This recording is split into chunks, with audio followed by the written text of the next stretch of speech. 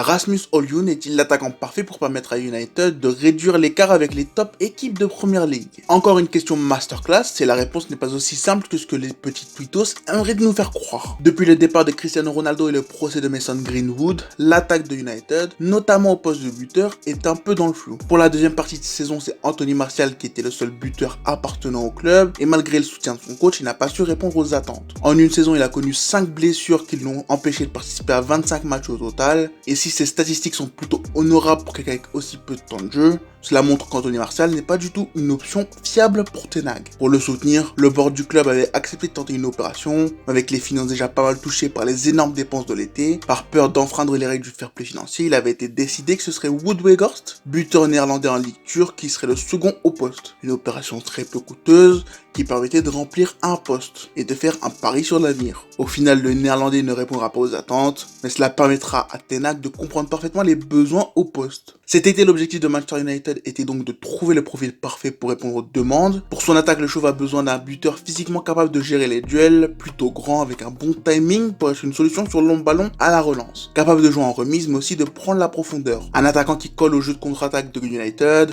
donc athlétique et pas avoir d'effort dans le pressing. Il doit avoir une palette intéressante à la finition, idéalement un très bon jeu dos au but, et tout ça en étant prêt pour jouer dans un club de Premier League qui vise les sommets. L'un des tout premiers noms envisagés par le club est évident, j'en ai fait une vidéo il y a quelques jours, Harry Kane. Son profil de neuf très fort dans les airs, capable d'être un lion dans le jeu, tout en étant un finisseur hors pair, est exactement ce que Ten Hag souhaite. Quelques doutes auraient été soulevés quant à sa capacité à gérer le pressing et la vitesse des transitions. Perso, je pense qu'il aurait fait ça comme un chef, mais plusieurs problèmes se sont rapidement montrés. Déjà, le prix était bien au-dessus de ce qu'il était possible d'offrir. Daniel Levy n'a jamais souhaité que son joueur rejoigne un club de Premier League, et les 100 millions demandés environ, bien que déjà trop haut pour United, est un montant demandé pour les clubs étrangers. Les dirigeants ne se sont donc pas éternisés comme à leur habitude, et très vite la page Harry Kane a été tournée. Outre le profil, l'arrivée du buteur doit être le plus rapide possible, histoire d'éviter les mêmes problèmes qui ont fait que les Red Devils étaient connus pour ne pas être capables de négocier rapidement. Ten Hag voulait avoir son attaquant pour le début de la préparation, mais aujourd'hui, alors que la tournée aux États-Unis se termine, on voit bien que malgré tous les efforts, il était difficile de faire plus rapide. Et pour une fois, on ne peut pas mettre ça sur le dos de la direction. Après avoir compris qu'Osimhen ne serait lui aussi pas possible pour le club, le staff de United a analysé le marché, a cherché une option qui correspond au profil créé, et finalement, les plans pour cet été ont changé. Au vu du budget et du marché actuel, il était impossible de réussir à trouver le joueur parfait en restant dans les limites économiques fixées. Ten Hag n'a donc plus cherché un buteur accompli, mais un jeune prometteur qu'il devra forger à son image. C'est à ce moment-là que le nom d'Højlund est apparu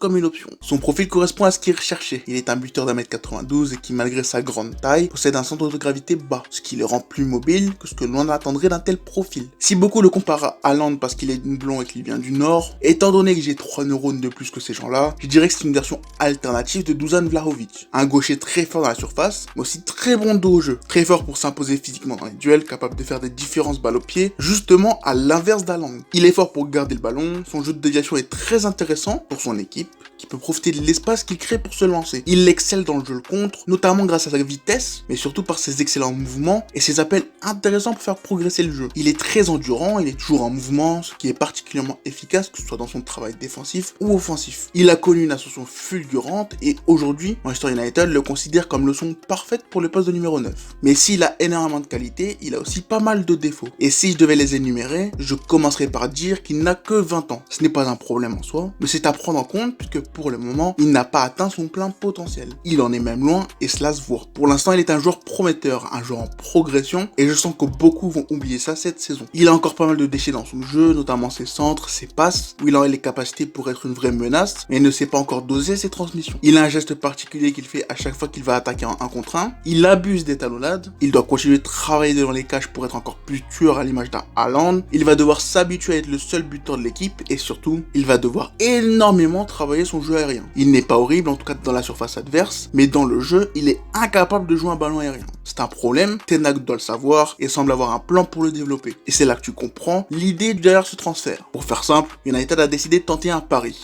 sur l'avenir. Højlund n'est pas vraiment prêt pour directement transformer le jeu de Ten Hag, mais je pense qu'il peut déjà l'améliorer de façon significative. Il remplit pas mal de cases nécessaires et qui montrent clairement le potentiel pour pouvoir en remplir plus avec du temps. Et surtout, beaucoup de travail. Højlund a la bonne mentalité, annoncé, il n'est pas le buteur que les supporters attendaient, mais celui dont United va avoir besoin. Un potentiel top player, encore brouillon, que mon chauve préféré va devoir polir. Le tout dans une équipe qui se rapproche de plus en plus de ses idées de jeu. Le problème dans cette situation, c'est que le prix ne correspond absolument pas. Selon pas mal de sources, les premières demandes de l'Atalanta tournaient autour des 100 millions. C'est compréhensible, il ne voulait pas du tout perdre une pépite destinée à succéder à Dusan Zapata, et les négociations ont permis de faire baisser le prix. Pour autant, le montant sorti, soit autour de 75 millions avec des bonus, est un montant énorme pour un tel profil. Le marché des attaquants est totalement parti en vrille, et l'achat d'Olioun est une preuve supplémentaire qu'actuellement, aucun top 9 n'est sur le marché, ce qui force les clubs à aller chercher des neufs un peu moins prestigieux, mais plus prometteurs. Personnellement, je pense que c'est un choix intéressant, un choix réfléchi. United prend un gros risque, mais semble en avoir pris la mesure. Le scénario catastrophe fait peur, celui où Olioun ne réussit pas à s'intégrer,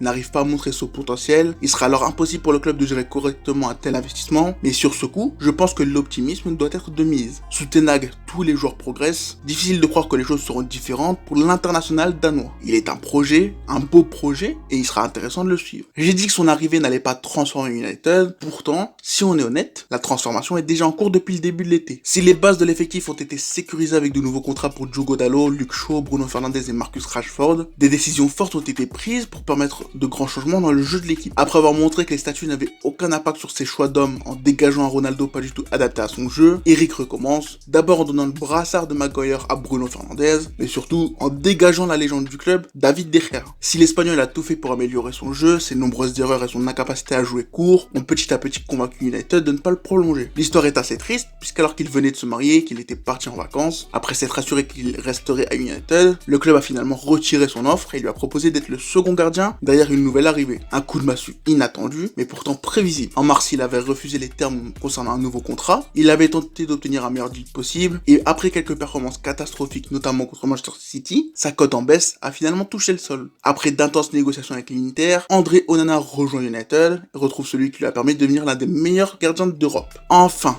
Eric tient la clé pour développer son jeu bas, attirer le pressing adverse tout en étant capable de couvrir sa défense en cas de contre rapide. Avec le Camerounais, Manchester United est transformé. Les schémas de relance tellement importants pour Ten Hag, qui ont fait son succès à l'Ajax, vont être mis en place et j'ai hâte de voir ça. Son arrivée était un pari, non pas sportif mais financier. En le signant, Manchester United a sacrifié une partie de son budget pour les cibles prioritaires de l'été. Outre l'attaquant de pointe, le milieu était le second chantier important de ce mercato. Kobe Mainoo a su tirer profit de la préparation pour se montrer. Il aurait clairement pu prétendre à une place, mais sa blessure va l'empêcher de capitaliser sur l'intérêt du coach. Mais le gros changement au milieu, c'est l'arrivée d'une nouvelle option choisie par le néerlandais, Mason Mount. Il n'est pas un achat évident pour moi, pourtant Ten Hag a forcé pour que ce transfert ait lieu. L'idée du coach est de transformer Mount en 8 dans son système et d'exploiter son énorme dépense d'énergie, que ce soit avec mais surtout sans ballon. Mount est un joueur complet, chaque coach qu'il a eu l'a apprécié, mais sa versatilité est assez déroutante pour cerner son profil. Sa créativité, sa très bonne saison 2021-2022 et l'absence de concurrence pour un Eriksen qui est dans la fin de sa carrière ont convaincu United d'investir plus de 60 millions. 3 grosses recrues sont arrivées donc, les 3 vont participer à la transformation de United, mais d'autres opérations vont devoir prendre place. United a enfin un 11 type intéressant, mais le banc manque de solutions. C'est un problème qui ne pourrait être résolu qu'en faisant ce que le club ne sait vraiment pas faire, vendre ses joueurs. Si on analyse l'effectif, pas mal de joueurs devraient être sur le marché, devraient même déjà avoir quitté le club depuis un moment, mais malheureusement, ils sont toujours là. Les gros contrats signés sont de gros freins à ces ventes, mais en pleine restructuration de l'effectif, avec le fair play financier sur le dos et une vente du club en cours, il est impératif que le club trouve des portes de sortie